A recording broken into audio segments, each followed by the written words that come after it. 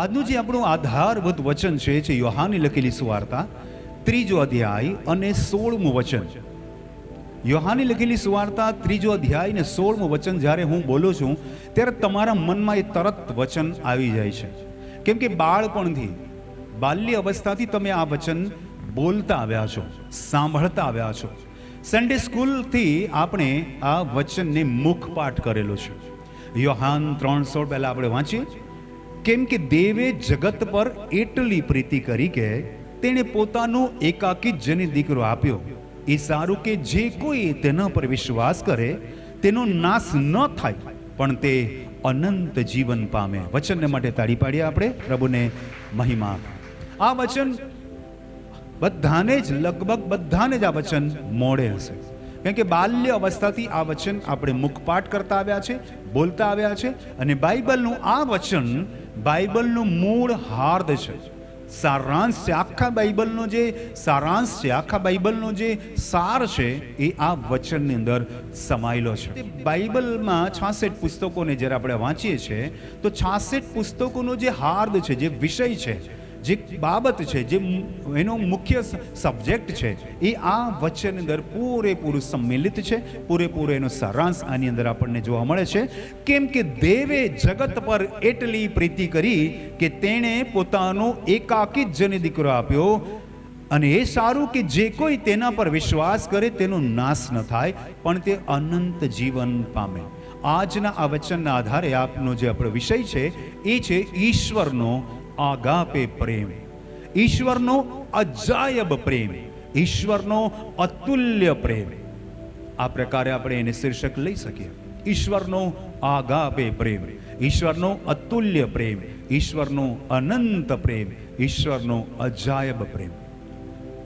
ઈશ્વરના પ્રેમને સમજીએ આપણે, અને આ પહેલા ભાગની અંદર આ વચનમાંથી આપણે કંઈક શીખીએ. આ વચનમાં કુલ 4 મહત્વપૂર્ણ બાબતોનો ઉલ્લેખ કરવામાં આવેલો છે.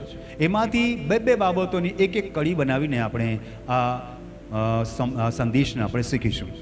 તમને લાગશે કે આ વચન તો બહુ આસાન છે, મને તો બાળપણથી ખબર છે ને, આ વચન વિશે મને બહુ સારી રીતે આવડે છે, એવું તમારું મન કહેતું હશે કે ના, આના વિશે તો મારે બધું જ મને આવડે છે, મારે કંઈ આગળ સાંભળવાની જરૂર નથી, કેમ કે હું બહુ સારી પેઠે આ વચન બચપનથી જાણું છું. મારા મુખપાઠ કરેલું વચન છે, મને મોઢે આવડે છે. અડધી રાતે કોઈ મને ઉઠાડીને બોલાવશે તોય હું આ વચન બોલી શકું, એટલે મને આ વચન બરાબર આવડે છે.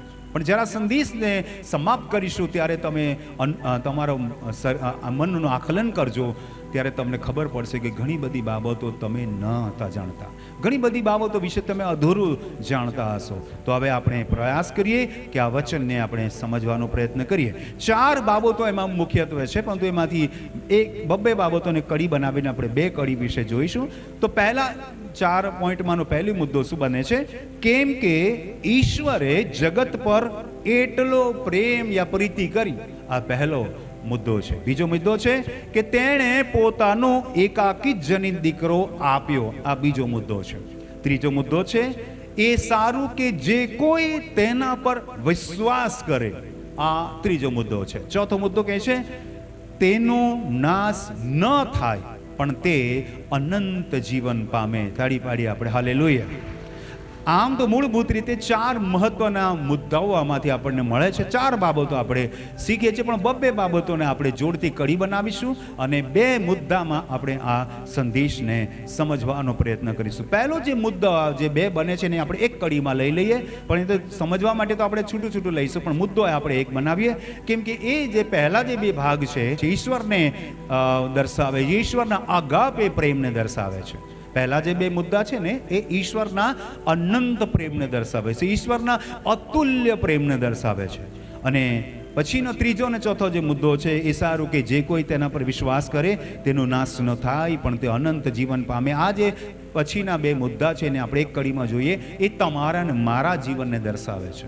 એટલે કે ઈશ્વરના સર્વવ્યાપી, સર્વત્ર વ્યાપ્ત ઈશ્વરના પ્રેમને પણ બતાવે છે 2 મુદ્દા.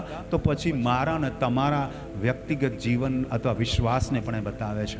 એટલે આની અંદર તમામ સૃષ્ટિ, તમામ માનવ જાતિ, તમામ ઈશ્વરીય બાબતો બધું જ સંમેલિત છે. આ એક એવું વચન છે કે જે તમારે ને મારે સમજવું બહુ જરૂરી છે. ઘણી બધી બાબતો તમે કદાચ ન જાણતા હોય તે ચાલી જશે, પણ આ મહત્વની કડીને તમારે જાણવી બહુ જરૂરી છે. તો સૌથી પહેલાં આપણે સમજવાનો પ્રયત્ન કરીએ કે દેવે એટલે કે પરમેશ્વરે, દેવ શબ્દ જનરલી હું યુઝ નથી કરતો, પરમેશ્વરે જગત પર એટલી પ્રીતિ કરી, પરમેશ્વરે જગત પર એટલો બધો અસીમિત પ્રેમ કર્યો.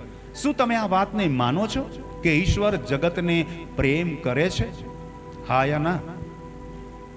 શું ઈશ્વર જગતને એટલે કે જગતના લોકોને પ્રેમ કરે છે? શું ઈશ્વર આ જગતને પ્રેમ કરે છે?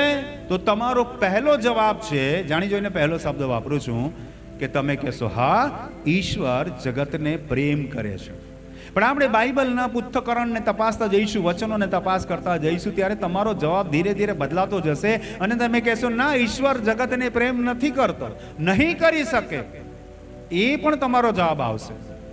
સંજોગ એવા આવશે, તમારી આગળ વચનો એવા મૂકીશ, તમારી આગળ એવું પૃથ્થકરણ કરીશ કે તમે કહેશો ના, ઈશ્વર જગતને કોઈ સંજોગમાં પ્રેમ નહીં કરે, કરાઈ જ નહીં શકે, ઈશ્વર જગતને પ્રેમ કરી જ નહીં શકે, એવું પણ કદાચ તમે કહેશો. બંને પ્રકારના વચનો આપણે વાંચીએ. પહેલા તમે કહ્યું કે ઈશ્વર જગતને પ્રેમ કરે છે, તમે એનો જવાબ આપ્યો હા. તો આપણે એના વિશે સમજીએ. ઈશ્વર જગતને અતુલ્ય, અનંત અને આગાપે પ્રેમ કરે છે. પહેલા આપણે આગાપે પ્રેમને સમજીએ. આગાપે એ હિબ્રુ ભાષાનો શબ્દ છે. આગાપેનો મતલબ થાય નિસ્વાર્થ, અનંત, અતુલ્ય પ્રેમ. ત્રણ પ્રકારના પ્રેમ છે. પહેલો છે આગાપે, બીજો છે ઇરોઝ અને ત્રીજો છે ફિલિયા. ઈશ્વર મનુષ્યને પ્રેમ કરે એ સિવાય બીજું કોઈ નહીં કરી શકે. એ અનંત પ્રેમને આગાપે પ્રેમ કહેવાય. ઇરોઝ જે પ્રેમ છે એ માતા પિતા પોતાના બાળકને કરે છે. માતા પિતા પોતાના બાળકને કરે છે. પતિ પત્ની એકબીજાને પ્રેમ કરે છે. માતા પિતા એટલા માટે બાળકને પ્રેમ કરે છે કેમ કે માતા પિતા એમના સર્જનહાર છે, એમના પાલનહાર છે. કોઈ પણ માતા પિતા પોતાના બાળકને દુઃખી જોવા નહીં માંગે, એટલે એ ઇરોઝ તરીકે કહેવાય છે. અને ત્રીજો જે પ્રેમ છે એ છે ફિલિયા. ફિલિયાનો અંગ્રેજીમાંથી એક અર્થ બને છે ફિલિંગ્સ. ફિલિંગ્સનો મતલબ થાય છે ભાવનાત્મક રીતેનો પ્રેમ. ઘણી બધી વખત ભાવનાત્મક પ્રેમ નિષ્ફળ પણ જાય છે. ઘણા બધા છોકરા છોકરી બહુ આમ ગાઢ પ્રેમ કરતા હોય અને સમય એવો આવી જાય છે કે સમય સંજોગને કારણે બ્રેકઅપ પણ થઈ શકે છે. ઇરોઝનો મતલબ થાય લાગણીવાળો પ્રેમ. ઇરોઝનો મતલબ થાય સંવેદનાવાળો પ્રેમ. તો આગાપે પ્રેમ સર્વોચ્ચ અને અનંતને અદ્ભુત પ્રેમ છે. એ ફક્ત ઈશ્વર પોતાના સર્જન કરેલી બાબતને એટલે કે મનુષ્યને કરે છે. પછી ઇરોઝ અને પછી ફિલિયા. આપણે આગાપે પ્રેમને જોવાનો પ્રયત્ન કરીએ. ઈશ્વર શા માટે મનુષ્યને પ્રેમ કરે છે? જે તમારો જવાબ હતો હા, તો પ્રથમ જવાબ આપણા બધાનો સાધારણ તો કે ઈશ્વર મનુષ્યને પ્રેમ કરે છે. તો એનું કારણ આપણે જોઈએ કે શા માટે પ્રેમ કરે છે. એનું કારણ છે ઉત્પત્તિ બીજા અધ્યાયના 6 અને 7મા વચનમાં લખ્યું છે, પૃથ્વી પરથી ધુમરે ચડીને ભોઈને આખી સપાટી ભીંજવી અને યહોવા દેવે ભૂમિની માટીનું માણસ બનાવ્યું ને તેના નસકોરામાં જીવનનો શ્વાસ ફૂંક્યો અને માણસ સજીવ પ્રાણી થયું. તાળી પાડીએ આપણે હાલેલુયા. ઈશ્વરે શબ્દથી તમામ સૃષ્ટિની રચના કરી, અનંત આકાશની સૃષ્ટિની રચના કરી, સૂર્ય ચંદ્ર તારા નક્ષત્ર સમુદ્ર અને જીવ સૃષ્ટિની રચના કરી. પણ જ્યારે ઈશ્વરે માણસને બનાવ્યો તો ધૂળ અને માટીમાંથી બનાવ્યો, એક એને પૂતળું બનાવ્યું અને એ પૂતળાની અંદર કોઈ આત્મા નહોતો, કોઈ જીવન નહોતું. ઈશ્વરે પોતે એ પૂતળાને અંદર એના નસકોરામાં પોતાનો આત્મા મૂક્યો, પોતાનો પ્રાણ મૂક્યો, પોતાનો જીવ મૂક્યો, પોતાની શક્તિ મૂકી અને પછી એ પૂતળું સજીવ માણસ બની ગયું. એટલે કે ઈશ્વરનું પૂરેપૂરા ગુણ, ઈશ્વરની પૂરેપૂરી શક્તિ એ મનુષ્યમાં હતી. એટલે એ મનુષ્યને પ્રેમ કરે, આગાપે પ્રેમ કરે. બિલકુલ વ્યાજબી બાબત છે. તાળી પાડી આપણે ઈશ્વરને માટે, જેણે તમારી ને મારી રચના કરી છે. હજી આપણે વાત સાંભળીએ કે ઈશ્વરે શું કર્યું. માણસ એકલો રહે તે સારું નથી, એટલે માણસની ચિંતા કરી અને માણસને ભર ઊંઘમાં નાખ્યો અને એની પાંસળીમાંથી એક સ્ત્રી બનાવી જેનું નામ હવા પાડવામાં આવ્યું. આદમે પછી એનું નામ હવા એટલે સજીવ પાડ્યું. અને એ રીતે ઈશ્વરે માણસમાંથી એક પુરુષમાંથી નરમાંથી એક નારી એટલે સ્ત્રી બનાવી અને એને પણ એક જીવન આપ્યું. તો ઈશ્વર એટલા માટે સ્ત્રી અને પુરુષ એટલે કે માણસ જાતને પ્રેમ કરે છે કેમ કે એણે પોતે હાથે એમને બનાવ્યા છે. તાળી પાડીએ આપણે હાલેલુયા. તમારો જે પહેલો જવાબ છે, મારો જે પહેલો જવાબ છે કે હા, ઈશ્વર મનુષ્યને આગાપે પ્રેમ કરે છે. બિલકુલ સાચી વાત છે કે ઈશ્વર મનુષ્યને પ્રેમ કરે છે. આપણો પહેલો જવાબ છે. બીજો જવાબ પણ આવશે આપણો. તો સાચી વાત છે, કેમ કે ઈશ્વરે મનુષ્યને માટીમાંથી બનાવ્યું, એને સજીવ બનાવ્યું, તેમાંથી એને પછી સ્ત્રી બનાવી અને એ બે જણને એને ભેગા કર્યા. કેટલી અદ્ભુત બાબત કે ઈશ્વરે સ્ત્રી અને પુરુષ બનાવ્યા, પોતાના હાથોથી એમનું સર્જન કર્યું. સર્વશ્રેષ્ઠ સર્જન, આ સૃષ્ટિ અને બ્રહ્માંડનું સર્વશ્રેષ્ઠ સર્જન સ્ત્રી અને પુરુષ. એટલે ઈશ્વર ચોક્કસ એને પ્રેમ કરી. બિલકુલ સ્વાભાવિક છે, બિલકુલ સ્વાભાવિક છે, કેમ કે ઈશ્વર એમને પ્રેમ કરે છે. પરમેશ્વર આદમને આજ્ઞા આપી હતી, આદમે હવાને આજ્ઞા આપી હતી કે વાડીના વચમાના વૃક્ષનું ફળ નહીં ખાવું. પરમેશ્વરે આદમને કહ્યું હતું, જે દિવસે તું ખાશે તે જ દિવસે તું મરશે જ મરશે. અને પછી સમય એવો આવ્યો ત્રીજા અધ્યાયની અંદર કે શૈતાન સાપના રૂપમાં આવ્યો અને પછી હવાને ફસલાવી. હવાએ ફળ ખાઈ લીધું અને ત્યારબાદ આદમને પણ ખવડાવ્યું. બંનેની આંખો ઉગડી ગઈ. 16મા વચનથી વાંચી ઉત્પત્તિ ત્રીજા અધ્યાય ને 16મા વચનમાં બીજો જવાબ આપણને મળે છે કે શું ઈશ્વર મનુષ્યને પ્રેમ કરે છે, હા કે ના? તો પહેલો જવાબ હતો હા, કેમ કે એના હાથોનું એ શ્રેષ્ઠ સર્જન છે. પરંતુ સમય આવ્યો, સંજોગ બદલાયા અને બન્યું એવું, સ્ત્રીને તેણે કહ્યું કે હું તારો શોક તથા તારા ગૌરવદર્પણાનું દુઃખ ઘણું જ વધારીશ. તારા દુઃખમાં હું વધારો કરી દઈશ. દુઃખ તો હતું જ નહીં આદમ હવાને, પણ ઈશ્વરે સામાન્ય દુઃખની વાત નહીં કરી, ઘણું વધારે દુઃખ તને આપી. સ્ત્રીને પહેલું કહ્યું, કેમ કે તે આદમની કહેલી વાત નહીં માની, આદમને મેં કહ્યું તો આદમે નહીં માન્યું. તમે બંને મળીને મારી વિરુદ્ધ પાપ કર્યું, આજ્ઞા ભંગ કરી. હવે સ્ત્રીને એણે પ્રભુએ શ્રાપ શબ્દ હું નહીં વાપરી શકું, ઈશ્વર શ્રાપ કદાપી આપતો નથી. ઈશ્વરે એમને પરિણામ આપ્યું કે તમે આ ગલત કામ કર્યું છે, એનું પરિણામ ભોગવો અને તને તારું દુઃખ જે ગરોદરપણ એટલે કે ડિલિવરીનું જે પ્રસૂતિનું જે દુઃખ છે એ થોડું નહીં, ઘણું વધારીશ, ખૂબ જ વધારી દઈશ. દુઃખ ઈશ્વરે એને આપવા માટે મંજૂર કર્યું. ઘણું દુઃખ વધારીશ. તું દુઃખે બાળક જણશે અને તું તારા ધણીને આધીન થશે ને તે તારા પર ધણી પણ કરશે. જો આખા વચનમાં અલગ અલગ બાબતો લખેલી છે. દુઃખની સીમાઓની બહારનો દુઃખ મળી ગયો. દુઃખ કરતાં વધારે દુઃખ, અતિશય દુઃખ મળી ગયું. અને જે પ્રસૂતિનું દુઃખ પણ વધારી દેવાની વાત કરી. દુઃખથી સુખથી બાળકને જણશે, તું તો દુઃખથી બાળક જણશે. અને એટલું જ પતિ પણ તારા પર ધણી પણ કરશે અને તું પતિની આધીન ગુલામી જેવું જીવન જીવવું પડશે. બિલકુલ પતિની જૂતી બનીને રહેવું પડશે. એમ કહી તો ચાલે. બહુ પતિના અધીનતામાં તારે રહેવું પડશે. એક સમય સુખનો હતો, એક સમય ઈશ્વર લગાતાર એમની મુલાકાત કરતો હતો, એક સમય આગાપે પ્રેમ કરતો હતો. પણ હવે તમે બીજો જવાબ માટે તૈયાર થઈ જાઓ. ઈશ્વર એમને પ્રેમ નથી કરતો. ઈશ્વરે એમના કાર્યનું પરિણામ એમને આપ્યું. શ્રાપની વાત નથી કરતો, શ્રાપ આપ્યો એવું નથી કહેતો, પણ એમના કાર્યનું પરિણામ એમને ભોગવવું પડશે. 18મું વચન શું કહે છે? 17મું વચન શું કહે છે? અને આદમને તેણે કહ્યું કે તે તારી પત્નીની વાત માની ને જે સંબંધી મેં તને આજ્ઞા આપી કે તારે ન ખાવું તે વૃક્ષનું ફળ તે ખાધું, એ સારું, તારે લીધે ભૂમિ શાપિત થઈ ગઈ. ને શું લખ્યું છે? તેમાંથી તું તારા આયુષ્યના સર્વ દિવસોમાં સુખે ખાશે યા દુઃખે ખાશે? દુઃખે. સ્ત્રીને કહ્યું તું દુઃખ તારું ગરોદરપણાનું વધારી દઈશ ને દુઃખથી બાળક જણશે. પુરુષને કીધું કે તું જે આ જમીન ખેડશે એમાં તારું જીવન આખું દુઃખથી ભરપૂર થઈ જશે. તે કાંટા તથા કંટાળી તારે સારું ઉગાવશે ને તું ખેતરનું શાક ખાશે. તું ભૂમિમાં પાછો જશે ત્યાં સુધી તું તારા મોંનો પરસેવો ઉતારીને રોટલી ખાશે. કેમ કે તું ધૂળ છે ને ધૂળમાંથી લેવાયો છે, તો ધૂળ છે ને ધૂળમાં પાછો મળી જશે. એની औकात ધૂળના રજકણ બરાબર બની ગઈ. એ ઈશ્વર કે જેણે આદમ અને હવાને અનંત જીવન આપેલું, જે એમને લગાતાર આગાપે પ્રેમથી પોષતો હતો, એ ઈશ્વરે પ્રેમ નહીં કર્યો. તમારો પહેલો જવાબ હતો ઈશ્વર મનુષ્યને પ્રેમ કરે છે. હવે બીજા જવાબ માટે તમે તૈયાર હો. શું બને છે? 21મા વચનમાં, અને યહોવા દેવે આદમ તથા તેની પત્નીને સારું ચામડાના વસ્ત્ર બનાવ્યા ને તે તેઓને પહેરાવ્યા. જોયું? ફરી પાછું ઈશ્વરને એમના પર દયા આવી અને એમણે શું કર્યું? એમની નગ્નતા દેખાતી હતી, કંઈક બુરું કામ ન થાય અને કંઈક ખરાબ ન દેખાય એટલા માટે ઈશ્વરે ચામડાના વસ્ત્ર બનીને એમને પહેરાવ્યા. પ્રેમ દેખાય છે પાછો. તાળી પાડીએ આપણે. હાલેલુયા. આ ત્રીજા અધ્યાયમાં તમે પ્રેમ પણ જોશો, નફરત પણ જોશો. અને હજી તમે જુઓ, તમે કહેતા હતા ઈશ્વર તો માણસ જાતને પ્રેમ કરે છે, પણ કેટલું બધું દુઃખ આપી દીધું. હવે છેલ્લે હજુ બીજું દુઃખ જોઈએ. અને એના માટે 23મું વચન વાંચે. 23મું વચન કહે છે, માટે જે ભૂમિમાંથી તેને લીધો હતો તે ખેડવાને યહોવા દેવે એદન વાડીમાંથી તેને કાઢી મૂક્યો. એદનવાડીમાંથી આદમને અને હવાને કાઢી મૂક્યા. જે એદનવાડીમાં અનંત જીવન હતું, જે એદનવાડીમાં સુખ શાંતિ હતી, જે એદનવાડીમાં બધું જ હતું, ઈશ્વરની ઉપસ્થિતિ હતી, એ જગ્યાએથી ઈશ્વર આદમ હવાને કાઢ્યું. એ મનુષ્યના દુષ્કાર્યને કારણે, પાપને કારણે, આજ્ઞા ભંગને કારણે એનું પરિણામ આવ્યું. એ ઈશ્વરનું પરિણામ નહોતું, માણસે જાતે એ પરિણામ પોતે લીધું.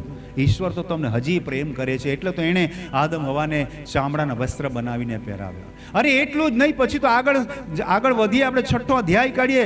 ઉત્પત્તિ 6થા અધ્યાયની અંદર તમે વાંચો શું લખ્યું છે 5મા વચનમાં. ને યહોવાએ જોયું કે માણસની ભૂંડાઈ પૃથ્વીમાં ઘણી થઈ છે, ને તેઓના હૃદયના વિચારની હરેક કલ્પના નિરંતર ભૂંડી જ છે. અને યહોવાએ પૃથ્વી પર માણસને ઉત્પન્ન કર્યો, તેને પશ્ચાતાપ થયો અને તે હૃદયમાં ખેદિત થયો.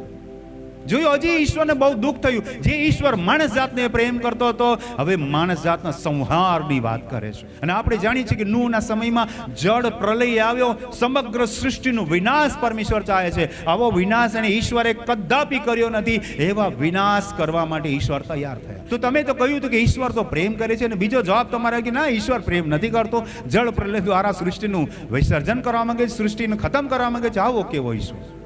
એનું પરિણામ આપણે પોતે લીધું છે, ઈશ્વરે નથી આપ્યું. એટલે ઈશ્વર એક શ્રાપ નથી આપ્યો, ઈશ્વર વિનાશ કરતો નથી, વિનાશ આપણે જાતે કરીએ. ઈશ્વરના આગાપે પ્રેમને આપણે તો વર્ણવાના છે, તો આ તો વિનાશની વાત કરી રહ્યા છે. આપણે ધ્યાન આપીએ. આવો ઈશ્વર કે શું કદાપી ઈશ્વર આપણને પ્રેમ કરી શકે? આજની સ્થિતિ, આ વર્ણન પછી હવે તો તમે સમજી ગયા, ઈશ્વર આપણને પ્રેમ નહીં કરે. ઈશ્વર આદમ હવાને પ્રેમ નહીં કર્યો, એમને એદનવાડીમાંથી કાઢી મૂક્યા. તો તમને ને મને પાપી માણસને શા માટે પ્રેમ કરે? પોસિબલ જ નથી, એ શરતમાં આવતું જ નથી કે ઈશ્વરને આપણે પ્રેમ નથી કરતા, ઈશ્વરની આજ્ઞા ઉથાપીએ છીએ, પાપ કરીએ છીએ, ઈશ્વર આપણને સામે પ્રેમ નહીં આપે. ઈશ્વરને આપણે નફરત કરીએ છીએ, ઈશ્વરનો અનાદર કરીએ છીએ, ઈશ્વરની આજ્ઞાનું ભંગ કરીએ છીએ, પાપ કરીએ છીએ, તો સામે આપણને એ જ મળવાનું. એટલે આપણે ઈશ્વરના પ્રેમની હવે અપેક્ષા નહીં રાખીશું. જો આપણને પ્રેમ જ ન કરી શકતો હોય, કન્ડિશન પ્રમાણે આપણી સાથે વર્તાવ કરતો, તો એ ઈશ્વરનો પ્રેમને આગાપે પ્રેમ કેવી રીતે કહેવાય? એ તો હીરોઝ અને ફિલિયા જેવો થઈ ગયો, સ્વાર્થી પ્રેમ થઈ ગયો. ઈશ્વરના આગાપે પ્રેમને સમજવા માટે ઈશ્વરને સમજવું પડશે. અને હું તમારી આગળ નકારાત્મક સંદેશ નથી આપી રહ્યો, પણ નકારાત્મક વલણ દ્વારા હકારાત્મક વાતની પુષ્ટિ કરવા માંગુ છું. ધ્યાન આપ્યા. શરૂઆતના ઉત્પત્તિના પુસ્તકમાં આપણે ઈશ્વરના આગાપે પ્રેમ અને સૃષ્ટિના સર્જન વિશે જોઈ ગયા, અને એના જળ પ્રલય વિશે પણ જોઈ ગયા. 8 માણસોને પ્રભુએ બચાવી લીધા, અને હર નર માદા પશુ પક્ષી અને જાનવરોને બચાવી લીધા. ઈશ્વર ત્યાં પણ પ્રલયની સાથે સાથે પ્રેમ પણ દર્શાવે છે. બંને વસ્તુ સાથે ચાલે છે. માણસને તદ્દન ખતમ નહીં કરી દીધો. નૂહ અને તેના દીકરાઓ અને એની પત્ની અને નૂહની પત્ની, એમ 8 માણસોને એને બચાવી લીધા. પરંતુ જો એનો પ્રકોપ હજી છેલ્લે સુધી ચાલુ જ છે. માલાખી જૂના કરારનું અંતિમ પુસ્તક અને જૂના કરારનું અંતિમ પુસ્તકનો અંતિમ અધ્યાય શું શીખાડે છે? 4થો અધ્યાય, પહેલું વચન. કેમ કે જુઓ, તે દિવસ આવે છે, તે ભઠ્ઠીની પેટે બળે છે, અને સર્વ ગર્વિષ્ઠો તથા સર્વ દુરાચાર્યો ખૂબ પ્રારૂપ થશે. સૈન્યનો દેવ યહોવા કહે છે કે જે દિવસ આવે છે તે તેમને એવા બાળી નાખશે કે તેમનું મૂળ કે ડાળી રહેવા દેશે નહીં. કે ઈશ્વર પાપીને પ્રેમ કરે છે, પણ પાપને કદાપી પ્રેમ નહીં કરી શકે. પાપનો સખત વિરોધ કરે છે, પાપની નફરત છે. અને એટલે અહીંયા લખ્યું છે 4થા અધ્યાયના પહેલા વચનમાં પણ કેટલું ભયંકર વિનાશની વાત લખેલી છે. એટલે આપણો ઈશ્વર કેવો છે? સર્જનહાર પણ છે અને વિનાશક પણ છે. એવું આપણને લાગે છે લોજિકલી, એવું આપણને દેખાઈ આવે છે આપણી બુદ્ધિ પ્રમાણે કે ના, ઈશ્વર પ્રેમ નથી કરતો. પણ છતાં આપણે જોઈ ગયા કે આદમ હવાએ પાપ કરી, છતાં ઈશ્વરે એમના પર દયા કરી અને એમને ચામડાના વસ્ત્ર પહેરાવ્યા. માણસ જાતમાં એટલી બુંડાઈ વધતી ગઈ, તોય એમણે 8 જણાને બચાવ્યા. તાળી પાડી આપણે હાલેલુયા. એમના નફરતની અંદર, એમના ક્રોધની અંદર પણ પ્રેમ તો અવશ્ય દેખાય છે. આગાપે પ્રેમ એ જ છે કે સમૂળગો નાશ નથી કરી દેતો. આપણને શિક્ષા ચોક્કસ કરે છે. નીતિ વચનમાં લખ્યું છે કે જે બાપ પોતાના દીકરાને યોગ્ય સમયે સોટી મારતો નથી તે એનું વૈરી છે. વૈરી એટલે દુશ્મન છે. પણ જો એના બાપ એને યોગ્ય સમય શિક્ષા કરે તો એનો બાળક ખોટું કામ કરતા અટકી જાય. આપણે પાછા આપણો જે મૂળભૂત આધારભૂત વચન છે યોહાન 3:16 વાંચીએ. કેમ કે દેવે જગત પર એટલી પ્રીતિ કરી. કેટલી પ્રીતિ કરી? હાઉ મચ હી લવ અસ. કેટલો એણે પ્રેમ કર્યો. આ તો આપણે આદમ હવાને કાઢી મૂક્યા, દુઃખ આપ્યું, સાથે સાથે આપણે જોઈ ગયા નૂહના સમયમાં જળ પ્રલય કર્યો. તો આવો કેવો ઈશ્વર આપણો. ધ્યાન આપીએ, આપણા ઈશ્વરના પ્રેમને આપણે સમજીએ. વિનાશ વખતે પણ એને સંપૂર્ણ નાશ નહીં કર્યો, બચાવવાનો પ્રયત્ન કર્યો. અને આપણે હવે જોઈએ નવા કરારના વચનમાં આપણે આ વચનને સમજીએ. યોહાન 3:16 પહેલા ભાગને આપણે સમજી રહ્યા છીએ. કેવો પ્રેમ કર્યો એને, કેટલો પ્રેમ કર્યો, હાઉ મચ હી લવ અસ, કેટલો એને પ્રેમ કર્યો એ સમજવાનો પ્રયત્ન કરીએ. અને એના માટે પહેલો યોહાનનો પત્ર તેનો 4 અધ્યાય 9 અને 10 અને 16 અને 17 વચન વાંચીએ. દેવે એટલે કે ઈશ્વરે પોતાના એકના એક પુત્રને જગતમાં મોકલ્યો કે આપણે તેનાથી જીવીએ. એ પરથી આપણા પર દેવનો પ્રેમ પ્રગટ થયો છે. આપણે ઈશ્વર પર પ્રેમ રાખ્યો, એમાં પ્રેમ નહીં, પણ તેણે આપણા પર પ્રેમ રાખ્યો અને પોતાના પુત્રને આપણા પાપનું પ્રાયશ્ચિત થવા માટે મોકલ્યો. એમાં આગાપે પ્રેમ છે. તાળી પાડીએ આપણે હાલેલુયા. યોહાન 3:16 પણ એક શબ્દ આવ્યો છે, એકાકી જનિત દીકરો આપ્યો. ઈશ્વરે જગત પર એટલો પ્રેમ કર્યો કે તેણે પોતાનો એકાકી જનિત દીકરો આપ્યો. આ બે બાબતને આપણે એક કડીમાં લઈ રહ્યા છે, એક મુદ્દામાં લઈ રહ્યા છે. પ્રથમ મુદ્દાને આપણે શીખી રહ્યા છીએ. તો આપણે એ જોઈએ કે પરમેશ્વરે પોતાના એકના એક પુત્રને જગતમાં મોકલ્યો. અને ત્યાં લખ્યું છે યોહાન 3:16 એકાકી જનિત. હવે આ શબ્દને સમજવાનો પ્રયત્ન કરીએ. એકાકી જનિતનો સીધો તાત્પર્ય થાય છે એક દ્વારા જન્મેલ હોય તેને એકાકી જનિત કહેવાય. અંગ્રેજીમાં એને ઓનલી બિગોટન, ઓનલી બી ગોટન, ઓનલી બી ગોટન. ગોટનનો મતલબ ગેટનું ગઠન થાય એટલે પ્રાપ્ત થયેલું, એક દ્વારા પ્રાપ્ત થાય, એક દ્વારા જન્મે, એક દ્વારા આવે. તે આ દુનિયામાં જેટલાય અવતાર આવે કોઈનું નામ નથી દેતો, કોઈ એકાકી નથી. નો બડી ઇઝ ઓનલી બિગોટન. બધા જ નોર્મલ ને હ્યુમન બિંગ છે, મારી ને તમારી જેમ. હવે આ દુનિયાને બચાવવા માટે ફક્ત એવો જ વ્યક્તિ જન્મવો જોઈએ કે જે એકાકી રીતે જન્મે, યા તો ઈશ્વરથી જન્મે યા તો ફક્ત એક પાત્ર દ્વારા જન્મે, જેમ કે સ્ત્રી દ્વારા જન્મે. પુરુષ તો બાળક પેદા નહીં કરી શકે એટલે સ્ત્રી દ્વારા જન્મે. એક જ કન્ડિશન છે, યા તો ખુદ પરમેશ્વર જન્મ લે યા તો ખુદ સ્ત્રી દ્વારા કોઈકનો જન્મ થાય. આ કન્ડિશન હવે શક્ય ન હતી, કેમ કે આ કાયનથી દરેક વ્યક્તિ સ્ત્રી અને પુરુષના સમીકરણથી જન્મ લેતા હતા. હવે પોસિબલ જ નથી કે સ્ત્રી અને પુરુષ વગર કોઈ એક પાત્ર દ્વારા કોઈ જન્મ લે. અને બાઇબલના વચન આપણે વાંચીએ, લખ્યું છે પહેલો યોહાન 4 અધ્યાય અને 9મું વચન, ઈશ્વરે પોતાના એકના એક દીકરાને મોકલ્યો. તાળી પાડી આપણે હાલેલુયા. એકના એક પુત્રને જગતમાં મોકલ્યો એટલે પૂરેપૂરો હ્યુમન બિંગ તરીકે, મનુષ્ય તરીકે અને પૂરેપૂરો ઈશ્વર તરીકે જો કોઈ જન્મે તે જ ઉદ્ધાર કરી શકે. અને આ કન્ડિશન પ્રભુ ઈસુમાં પૂરી થાય છે. પ્રભુ ઈસુ કોણ છે? પરમેશ્વરનું એકનો એક પુત્ર છે. એને એના પર હું ને તમે વિશ્વાસ કરીએ છીએ. તાળી પાડીએ આપણે હાલેલુયા. ઈશ્વરે પોતાના એકના એક પુત્રને જગતમાં મોકલ્યા કે આપણે તેનાથી જીવીએ. એ પરથી આપણા પર દેવનો પ્રેમ પ્રગટ થયો. આપણે દેવ પર પ્રેમ રાખ્યો એમાં પ્રેમ નથી, પણ તેણે આપણા પર પ્રેમ રાખ્યો. કયો પ્રેમ રાખ્યો? એમનો પોતાનો એકનો એક પુત્ર, એકાકી જનિત દીકરો આપી દીધો. તાળી પાડીએ આપણે હાલેલુયા. આપણે વચન વાંચીએ 16 અને 17. પહેલો યોહાન 4 અધ્યાય 16-17 વચન વાંચીએ. લખ્યું છે, ઈશ્વરનો જે પ્રેમ આપણા પ્રત્યે છે તે આપણે જાણીએ છીએ. વી નો the love of God.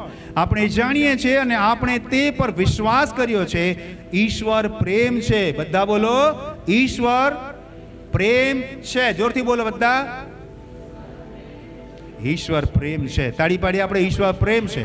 God is લવ. ઘણા બધા લોકો કહે છે લવ ઇઝ ગોડ, તો એ ગલત વાત છે. ગોડ ઇઝ લવ. ઈશ્વર પ્રેમ છે અને જે પ્રેમમાં રહે છે તે ઈશ્વરમાં અને ઈશ્વર તેનામાં રહે છે. હાલેલુયા. તાળી પાડી આપણે.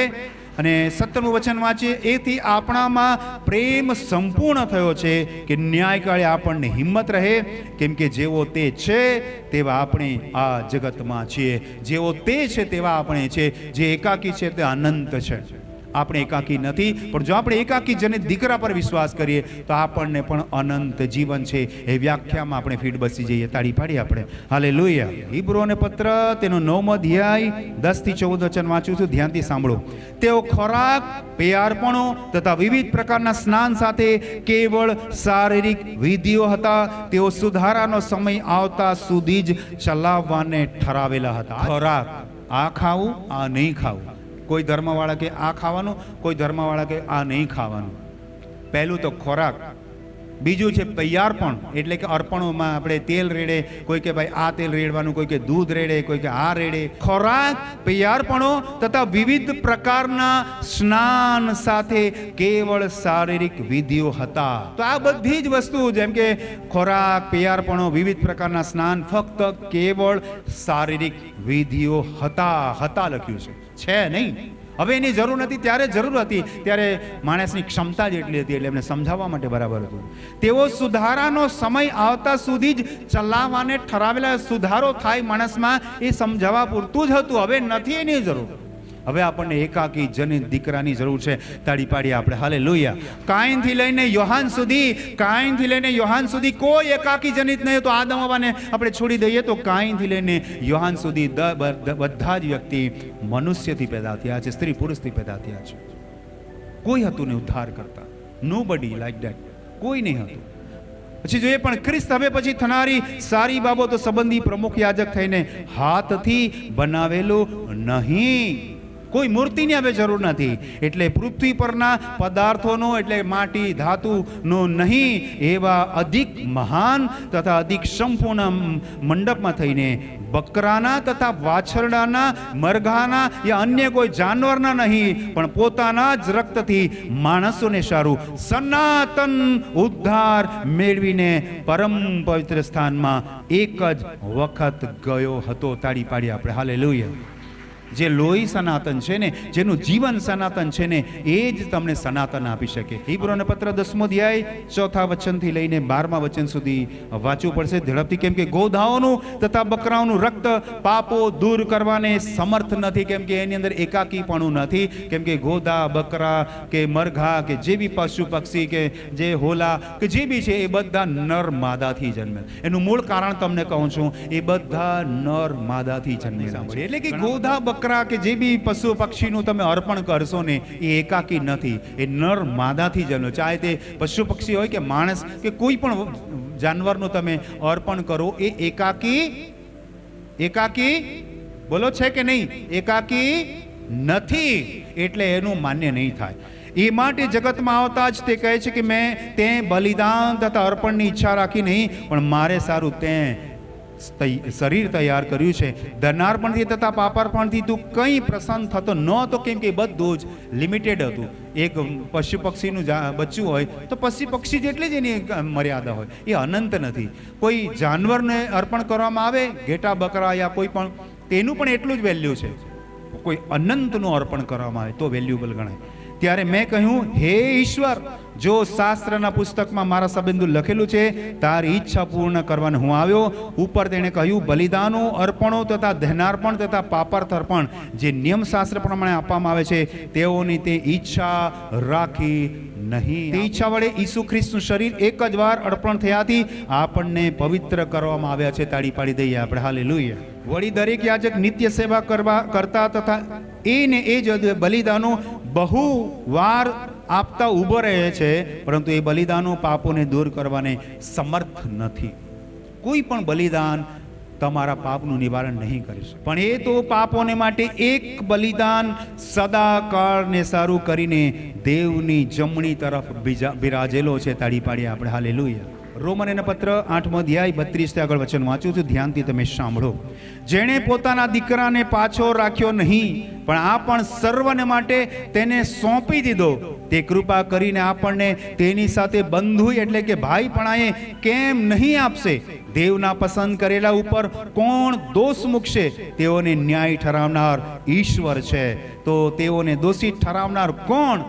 જે મુઓ આજે મહિલામાંથી પાછો પણ ઉઠ્યો, તે ખ્રિસ્ત ઈસુ છે. તે દેવને જમણે હાથે છે. તે આપણે સારું મધ્યસ્થતા પણ કરે છે. ખ્રિસ્તના પ્રેમથી આપણને કોણ જુદા પાડશે? શું વિપત્તિ કે વેદના કે સતામણી કે દુકાળ કે નગ્નતા કે જોખમ કે તરવાર? કોઈ આપણને જુદા નહીં પાડી શકે ઈશ્વરના પ્રેમથી. તાળી પાડીએ આપણે હાલેલુયા. રોમનના પત્ર 5મો અધ્યાય અને 7 થી આગળ વચન વાંચીએ. હવે ન્યાયી માણસને સારું, ભાગ્યે જ કોઈ મરે, સારા માણસને સારું તો કોઈ એક કદાચ મરવાને પણ છાતી ચલાવે, પણ આપણે જ્યારે પાપી હતા ત્યારે ખ્રિસ્ત આપણે સારું મરણ પામ્યું. એમ કરવામાં ઈશ્વર આપણા પર પોતાનો પ્રેમ પ્રગટ કરે છે. તાળી પાડીએ આપણે હાલેલુયા. ત્યારે આપણને હમણાં તેના રક્તથી ન્યાયી ઠરવામાં આવ્યા છે, માટે તેની મારફતે ઈશ્વરના કોપથી બચીશું. તે કેટલું બધું ખાતરીપૂર્વક છે, કેટલું બધું ખાતરીપૂર્વક છે. હવે કોઈ જાનવર કે કોઈ પશુ પક્ષી કે કોઈ મનુષ્યના અર્પણની જરૂર નથી. પ્રભુ ઈસુનું સદાકાલિક અર્પણ આપણને મળી ગયું. એ કેટલું ખાતરીપૂર્વક છે. જો એટલું જ નહીં, પણ આપણા પ્રભુ ઈસુ ખ્રિસ્ત દ્વારા આપણો હમણાં મિલાપ થયો છે. તેને આશરે આપણે દેવમાં આનંદ પણ કરીએ છીએ. હવે આપણે આનંદ કરી શકીએ છીએ, કેમ કે આપણી પાસે જવાબ છે, આપણી પાસે ઈલાજ છે, આપણી પાસે ઉકેલ છે. આપણી પાસે ઉકેલ અને ઈલાજ ન હતો ત્યારે આપણે રડતા કકડતા તો શું થશે, શું થશે. પણ હવે પ્રભુ ઈસુનું અનંત બલિદાન મળી ગયું. આપણે એના પર વિશ્વાસ કરવાનો છે, કેમ કે એ જે હોય એકાકી જનિત છે, બીજો કોઈ નથી. હવે તો એટલા માટે આપણે એના પર ભરોસો કરવાની જરૂર છે. અંતિમ વચન વાંચીએ આપણે, 1 કોરિન્થી તેનો 13મો અધ્યાય 13મું વચન. હવે વિશ્વાસ, આશા તથા પ્રેમ એટલે કે પ્રીતિ એ ત્રણે ટકી રહે છે, પણ તેઓમાં પ્રેમ પ્રીતિ શ્રેષ્ઠ છે. તાળી પાડી આપણે હાલેલુયા.